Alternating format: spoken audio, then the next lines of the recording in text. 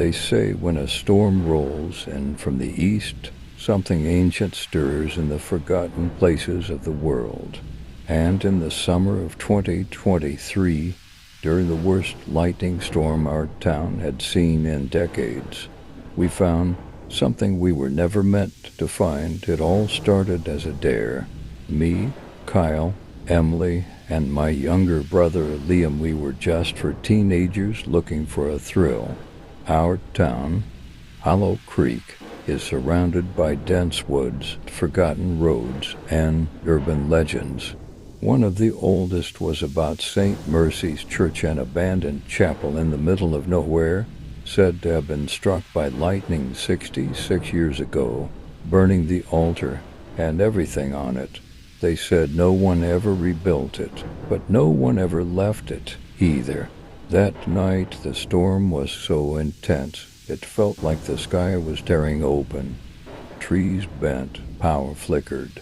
But Kyle, always the instigator, said it was the perfect time to find the church. We drove out past the old mill road, through fields that hadn't seen light in years. And there it was at the end of a dirt path, a broken-down stone building. Its steeple snapped in half, like a jagged tooth biting the sky. The second we stepped inside, the air changed. It was ice-cold, way too cold for a summer night. Dust floated like ash in the flashlight beams.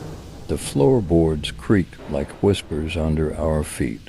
That's when Emily found it, a box under the collapsed altar. Inside, an old Ouija board warped by age, but with letters clear as if they'd been carved yesterday. We shouldn't have touched it, but we did. We set it down right there on the chapel floor. The storm outside grew louder. Each thunderclap shook the windows. Kyle joked, "Let's talk to the priest." Emily rolled her eyes, but still, we placed our fingers on the planchette, I swear. We didn't move it. It spelled DIE. We laughed nervously, thinking one of us was messing around. Then the candle we'd lit went out, no wind, no breath, just darkness, and then Liam screamed. A deep scratch ran down his arm, fresh, bleeding. No one had touched him. We got out of there fast, but we didn't leave it behind. The next few days were wrong. We each started seeing things. Emily woke up with bruises around her neck, like invisible hands had choked her in her sleep. Kyle said he saw a tall silhouette in the corner of his room every night at 3:33 a.m. Liam stopped speaking entirely. And me, I started hearing the church bells ringing in my head.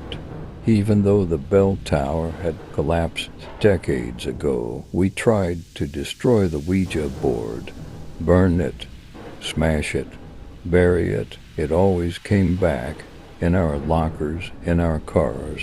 Once I found it in my bed. One night, we decided to go back to the church.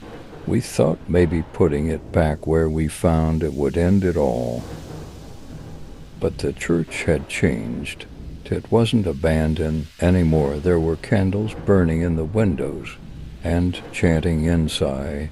We peeked in and saw hooded figures dealing in front of the altar. One of them turned, and it was Kyle. His eyes were completely black.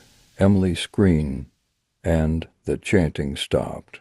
Every figure turned to face us, but none of them had faces, just voids. We ran.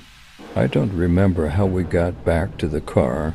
I don't remember driving, just the sound of bells, and the feeling that we were being followed. That was 2 months ago. Kyle never came back to school. His house was empty. No one remembers him except us. Even his parents claim they never had a son. And Liam, he speaks now, but it's not his voice. It's deeper, older. Sometimes at night he recites Latin in his sleep words. He never learned it. We've moved, changed schools, burned every photo from that summer. But yesterday, I found a package on our porch, no return address. Inside was a single object, that same Ouija board, still warm, still whispering.